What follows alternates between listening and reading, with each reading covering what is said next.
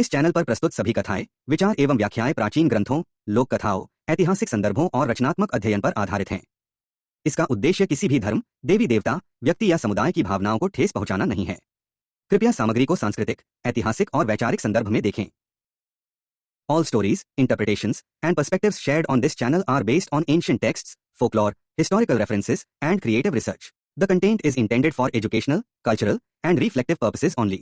There is no intention to offend or hurt the sentiments of any religion, deity, individual, or community. Viewers are requested to interpret the content with respect and contextual understanding.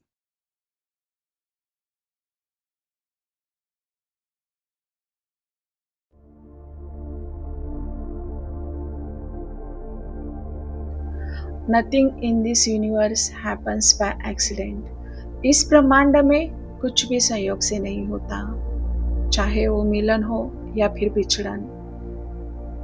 हर निर्णय और उसके परिणाम किसी न किसी अदृश्य व्यवस्था का हिस्सा होते ही है।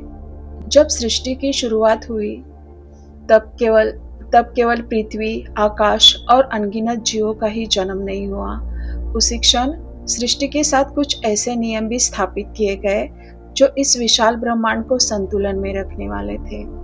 कहा जाता है कि जब सृष्टिकर्ता ब्रह्मांड ने ब्रह्मांड की रचना प्रारंभ की, तब उन्होंने केवल जीवों और ग्रहों को ही नहीं बनाया, उन्होंने 4 मूल तत्वों की भी स्थापना की, जैसे कि काल जो समय को आगे बढ़ाता है, कर्म जो हर जीव के कार्यों का बीज बनता है, स्वभाव जो प्रकृति के गुणों को निर्धारित करता है, और अंत में एक ऐसी अदृश्य व्यवस्था जो इन सबको संतुलन में रखती है, और उसे कहा गया नियति।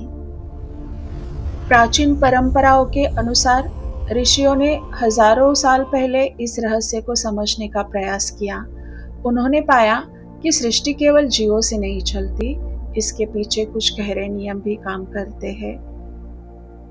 कौन किससे मिलेगा, कौन किस मार्ग पर चलेगा और किस कर्म का फल किस समय प्रकट होगा। हम इस एपिसोड में ये जानने की कोशिश करेंगे कि सृष्टि की रचना के समय नियति का उदय कैसे हुआ, ऋषियों ने नियति को कैसे समझा और क्यों नियति जीवन के हर घटना के पीछे मौन में रह के काम करती है। तो आइए जानते हैं ब्रह्मांड की इस अदृश्य व्यवस्था नियति के बारे में। जब सृष्टि की रचना पूर्ण हुई तब सृष्टिकर्ता ब्रह्मा ने इस विशाल ब्रह्मांड पर एक नजर डाली। उन्होंने ये पाया कि हर जीव अपने स्वभाव और कर्म के अनुसार जीवन तो जी रहा है। कोई निर्माण कर रहा था, कोई संघर्ष कर रहा था और कोई ज्ञान की खोज में था। सृष्टि जीवन तो थी, लेकिन उस जीवन के भीतर एक गहरा प्रश्न छुपा हुआ था। यदि हर जीव स्वतंत्र होकर कर्म करेगा तो क्या यह संसार संतुलित रह पाएगा? क्या हर कर्म का परिणाम सही समय पर प्रकट होगा? क्या जीवन की घटनाएं किसी व्यवस्था के बिना चल सकती है? ऐसे और बहुत सारे सवाल उनके मन में आए और यही से उनके मन में एक गहन विचार ने जन्म लिया। Is the universe random or is there a hidden order behind everything? इन्हीं प्रश्नों के साथ ब्रह्मा ने सृष्टि के गुण नियमों पर ध्यान देना शुरू किया। ध्यान की उस गहराई में उन्हें एक सत्य का बोध हुआ। सृष्टि को केवल कर्म से नहीं चलाया जा सकता। कर्म तो केवल बीज है, लेकिन बीज को अंकुरित होने के लिए समय चाहिए, परिस्थिति चाहिए और संतुलन। तभी ब्रह्मा ने सृष्टि की व्यवस्था को पूर्ण करने के लिए एक अदृश्य नियम स्थापित किया। एक ऐसा नियम जो हर घटना को उचित समय पर घटित करे, जो यह सुनिश्चित करे कि कर्म का फल सही क्षण पर प्रकट हो। और ऋषियों ने उस नियम को कहा नियति, the silent design of the universe. समय बीतता गया और ऋषियों की जिज्ञासा बढ़ती गई। पृथ्वी पर ऋषि और मुनि ज्ञान की खोज में लगे और धीरे धीरे उनके मन में भी वही प्रश्न उठने लगे। क्या मनुष्य अपने जीवन का स्वयं निर्माता है या फिर उसके जीवन की दिशा पहले से ही तय होती है? एक बार कुछ शिष्यों ने अपने गुरु से पूछा, गुरुदेव, यदि कर्म ही सब कुछ है तो फिर जीवन में इतनी अनिश्चितता क्यों होती है? गुरु ने शांत स्वर में उत्तर दिया, कर्म आवश्यक है, लेकिन वह अकेला नहीं है। गुरु ने एक बीज उठाया और कहा, इस बीज में एक विशाल वृक्ष बनने की क्षमता है, लेकिन क्या केवल बीज होने से ही यह वृक्ष बन जाएगा? शिष्य मौन रहा। गुरु बोले, नहीं, इसके लिए भूमि चाहिए, जल चाहिए और समय चाहिए। इन्हीं सबका संतुलन नियति बनाती है। वो आगे ये भी कहते हैं, Karma plants the seed and destiny decides when it will Bloom. जीवन में भी यही नियम कार्य करता है। मनुष्य कर्म करता है, पर हर परिणाम केवल उसके प्रयास से निर्धारित नहीं होते।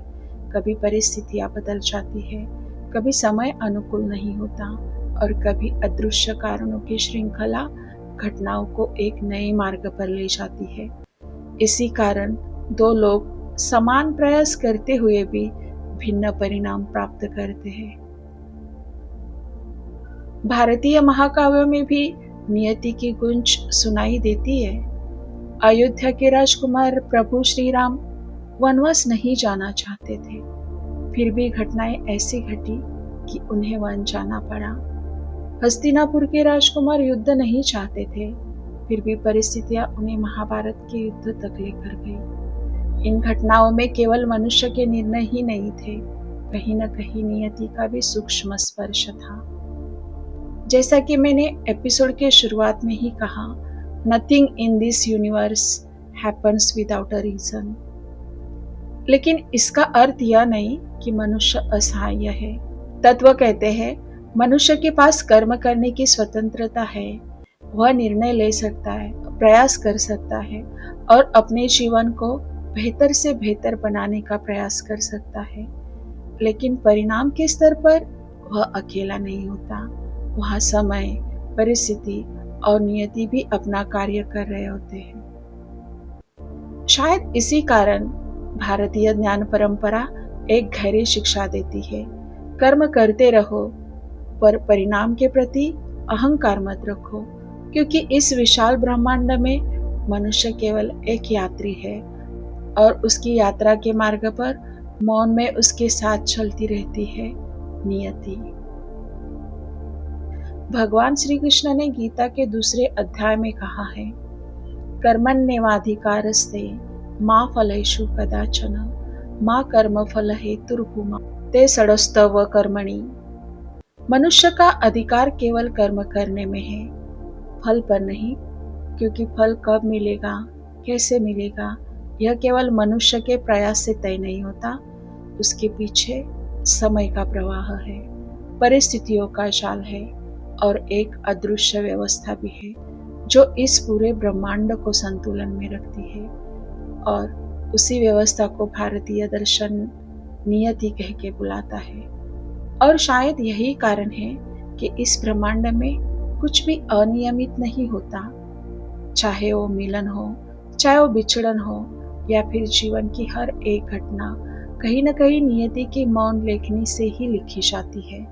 लेकिन यहाँ एक प्रश्न उठता है, यदि नियति इतनी शक्तिशाली है तो क्या मनुष्य का प्रयास व्यर्थ है? क्या हमारा कर्म वास्तव में कोई महत्व नहीं रखता? पुरातन इस प्रश्न का उत्तर बहुत संतुलित रूप में देता है। यह कहते हैं, मनुष्य का जीवन दो शक्तियों के बीच चलता है, कर्म और नियति। कर्म वह बीज है जो हम अपने जीवन में बोते हैं और नियति वह भूमि है जहाँ वह बीज अंकुरित होता है। यदि बीज ही न बोया जाए तो भूमि कुछ नहीं कर सकती, और यदि भूमि ही न हो तो बीज भी वृक्ष नहीं बन सकता। यानी कि कर्म और नियति एक दूसरे के विरोधी नहीं है, वो एक व्यवस्था का ही भाग है। दोनों भी आवश्यक पक्ष है। Destiny does not replace action, it simply shapes the path of its result. इसी कारण ऋषि कहते हैं, मनुष्य को कर्म करना चाहिए पर परिणाम के प्रति अहंकार नहीं रखना चाहिए, क्योंकि कभी कभी हमारे प्रयास तुरंत फल नहीं देते, लेकिन इसका अर्थ यह नहीं कि वो व्यर्थ चले गए। वे बस समय की प्रतीक्षा कर रहे होते हैं और जब समय अनुकूल होता है तब वही कर्म हमारे जीवन में परिणाम बनकर प्रकट होते हैं। शायद इसी कारण जीवन में कुछ घटनाएं हमें समझ ही नहीं आती, क्योंकि उस समय हम केवल वर्तमान देख रहे होते हैं, जबकि नियति हमारे जीवन को एक बहुत बड़े दृष्टिकोण से देख रही होती है। From a cosmic perspective, nothing in life is a meaningless. हर अनुभव, हर संघर्ष और हर मोड़ कहीं न कहीं हमारी यात्रा का हिस्सा होते ही है। और शायद इसी कारण हमारी ज्ञान परंपरा मनुष्य को एक सरल शिक्षा देती है कि कर्म करते रहो और विश्वास रखो कि इस विशाल ब्रह्मांड की व्यवस्था में कुछ भी अव्यवस्थित नहीं है, क्योंकि अंततः हर घटना किसी न किसी रूप में नियति में लिखी होती है। और शायद यही कारण है कि जीवन में जब भी कोई घटना हमारी समझ से परे होती है, जब सारे रास्ते अचानक बदल जाते, जब कुछ लोग अचानक हमारे जीवन में आते हैं और उतनी ही चुपचाप चले भी जाते, तब हमें याद रखना चाहिए, इस विशाल ब्रह्मांड में कुछ भी अनियमित नहीं है। चाहे वो अवसर हो या फिर परीक्षा, किसी न किसी रूप में यात्री हमारी यात्रा का हिस्सा होते ही रहते हैं। Because in the grand design of the universe nothing is truly accidental. और शायद इसी मौन व्यवस्था को नियति का एक और रूप कहते हैं। और अंततः इस विशाल ब्रह्मांड की अनंत यात्रा में मनुष्य केवल एक यात्री है। वह कर्म करता है, निर्णय लेता है, लेकिन जीवन की अंतिम दिशा कभी कभी उस शक्ति के हाथों में होती है जिसे हम देख नहीं सकते, लेकिन महसूस अवश्य कर सकते हैं। The universe moves with a silent design. और उसी मौन व्यवस्था को हम नियति कहते हैं। आप सबका बहुत बहुत धन्यवाद।